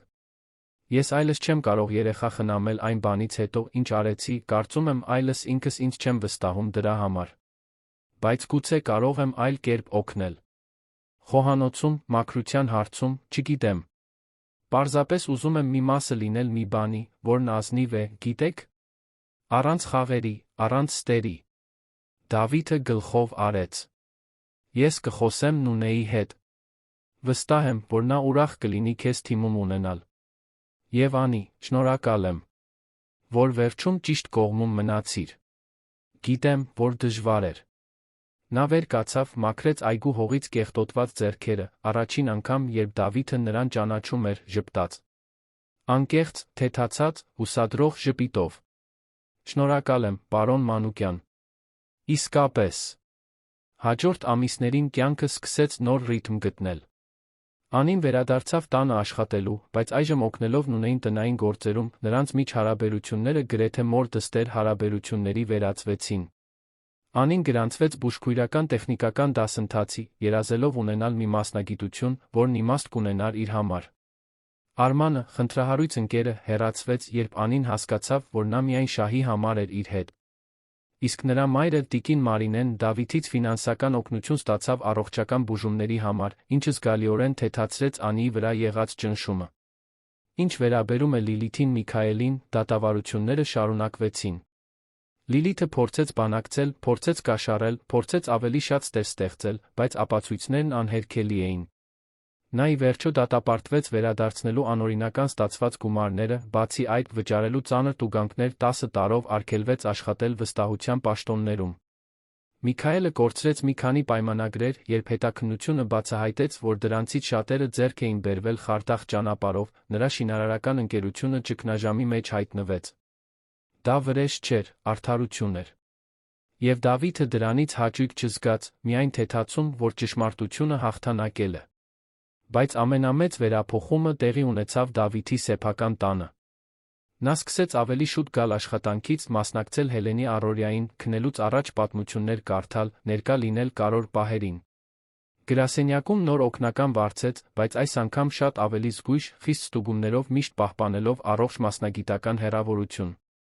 Սովորեց պատվիրակել, վստահել թիմին, հասկանալ, որ պետք չէ ամեն ինչում լինել, որպեսզի գործերն աշխատեն։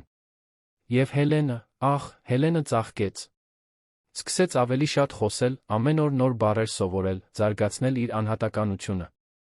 Նա խելացի էր, հետաքրքրասեր, քնքուշ, հենց այնպիսին, ինչպիսին նրա մայրն էր եղել, նախքան շատ վաղ հեռանալը, ծննդաբերության բարդությունների զոհ դառնալով, որոնք ոչ մի գումար չկարողացավ կանխել։ Դավիթը փորձել էր կնոջ թողած դատարկությունը լցնել աշխատանքով, հաջողությամբ, նյութական ձեռքբերումներով։ Բայց հիմա հասկանում էր, որ նրա հիշատակը հարգելու միակ ձը լինելն էր այն հայրը, որը կինը կուզենար, որ նա լիներ։ Ներկա, սիրող, իրական։ Շաբաթ օրը, այն ճակատագրական ամանորից 6 ամիս անց, Դավիթը Հելենի հետ այգում էր։ Նա վազում էր աղավնիների հետից, ծիծաղում, երբ նրանք թռչում էին, վազելով վերադառնում հոր գիրկը, խնդրելով, որ իրեն վեր նետի։ Եվ մինչ նա նրան օդ էր բարձրացնում, լսելով նրա բյուրեղյա ծիծաղը, զգաց մի բան, որը երկար ժամանակ չէր զգացել՝ խաղաղություն։ Իսկական խաղաղություն, ոչ թե ձեռքբերումներով կարգավիճակով գնված արհեստական խաղաղությունը, այլ այն մարդու խաղաղությունը, որը գտնվում է հենց այնտեղ, որտեղ պետք է լինի, անելով հենց այն, ինչ պետք է անի։ Նրա հեռախոսը զանգեց։ Հաղորդագրություն էր Լոնից, որն այժմ աշխատում էր որպես ընկերության անվտանգության ղեկավար, լրիվ դրույքով։ Պարոն Մանուկյան, հենց նոր իմացա, որ Լիլիթին տեսել են Երանից հեռանալիս։ Կարծես թե փորձելու է նորից սկսել մեկ այլ քաղաքում։ Մտածեցի, կուզենայիք իմանալ։ Դավիթը կարդաց հաղորդագրությունը հեռախոսը դրեց, առանց պատասխանելու։ Լիլիթի մասին ասելու այլս ոչինչ չուներ։ Նա անցյալ էր, շրջված էջ, սովորած դաս։ Ապագան այնտեղ էր, նրա գրկում, ծիծաղում ավելին խնդրում, միշտ ավելին։ Այդ գիշեր, երբ Հելենը քնեց, Դավիթը նստեց աշխատասենյակում մի բաժակ գինով գրիչով։ Սկսեց նամակ գրել, ոչ թե որը մեկին ուղարկելու, այլ իրեն։ Մտորումների, խոստումների, պարտավորությունների նամակ։ Գրեց այն մարդու մասին, որը եղել էր, այն մարդու մասին, որը ուզում էր լինել։ Այն սխալների մասին, որոնք գործել էր, այն դասերի մասին, որոնք սովորել էր։ Ներկա լինելու, ճիշտ մարդկանց վստահելու, այն ամենը, ինչն իսկապես կարող է, պաշտպանելու կարողության մասին։ Եվ նամակն ավարտեց մի պարզ, բայց հզոր նախադասությամբ. Իսկական հաջողությունը չափվում է ոչ թե ձեռքբերումներով, այլ կապերով։ Ոչ թե նրանով, թե որքան ես կառուցում, այլ նրանով, թե որքան ես հոգ տանում։ Եվ ես խոստանում եմ ինքս ինձ իմ դստերը, որ այլս երբեք դա չեմ մոռանա։ Ծալեց նամակը, դրեց դարակում, բարձրացավ սենյակ։ Հելենը շարժվել էր քնի մեջ, թիկը դուրս էր հանել ծածկոցից։ Դավիթը դանդաղ մտավ, ուղեց ծածկոցը նրա վրա, համբուրեց փոքրիկ տաք ճակատը շշնջաց. Ես քեզ սիրում եմ, աղջիկս։ Եվ ես այստեղ կլինեմ։ Միշտ։ Եվ առաջին անգամ, երբ նա հայր էր դարձել, Դավիթն իսկապես հավատաց այդ խոսքերին։ Որովհետև դրանք պարզապես դատարկ խոստումներ չէին։ Դրանք իրական պարտավորություններ էին կառուցված ճանաչված սխալների անկեղծ վերափոխումների հիմքի վրա։ Դրանք ապացույցն էին, որ երբեք ուշ չէ փոխվելու, աճելու, սեփական անձի լավագույն տարբերակը դառնալու համար։ Դավիթի Հելենի պատմությունը կարող էր ողբերգությամբ ավարտվել այդ ամանորին։ Կարող էր լինել ծնողական անփութության, դավաճանված վստահության, սպառնալիքի տակ գտնվող անմեղությանս մեկ վիճակագրություն։ Բայց այն ավարտվեց քավությամբ։ Ավարտվեց սիրով։ Ավարտվեց մի հորով, որը սովորեց հայր լինել, մի աշխատակցուհով, որը նոր ուղի գտավ, մի երեխայով, որը, նույնիսկ չհասկանալով այն ամենը, ինչ տեղի էր ունեցել, սրտում զգում էր, որ այժմ անվտանգ է, սիրված, պաշտպանված։ Եվ եթե որևէ մեկը հարցներ Դավիթին, թե որն է եղել նրա կյանքի ամենակարևոր որոշումը, նա չէր ասի, որ դա ընկերությունը բացելն էր, կամ այն միլիոնավոր դրամների պայմանագիրը շահելը, կամ այն խորհրդանշական շենքը կառուցելը։ Նա կասեր, որ դա այն օրն էր, երբ որոշեց ավելի շուտ տուն վերադառնալ, այն օրը, երբ լսեց նախազգացումը կրծքում արձագանքեց, այն օրը, երբ գտավ դստերը մենակ վերջապես հասկացավ, թե ինչն է իսկապես կարևոր։ Որովհետև, ի վերջո, ոչ թե մեր թողած շենքերն են որոշում, թե ով ենք մենք եղել, այլ այն կյանքերը, որոնց մենք դիպել ենք, այն սրտերը, որոնց մասին հոգ ենք տարել, այն պահերը, որոնք ընտրել ենք ներկա լինել։ Եվ Դավիթը դա սովորել էր ամենադաժան ձով, բայց սովորել էր։ Եվ պատրաստվում էր իր կյանքի մնացած մասն անցկացնել, երաշխավորելով, որ Հելենը երբեք չկասկածի հոր սիրուն, երբեք իրեն մենակ չզգա, երբեք երկրորդ պլանում չմնա։ Նույնն, հետելով այդ վերափոխմանը կուլիսներից, սովորաբար ասում էր եկեղեցու խմբի իր ընկերուհիներին. Գիտեք այն ասացվածքը, որ Աստված ծուռ գծերով ուղիղ է գրում։ Հենց դա էլ պատահեց պարոն Դավիթի հետ։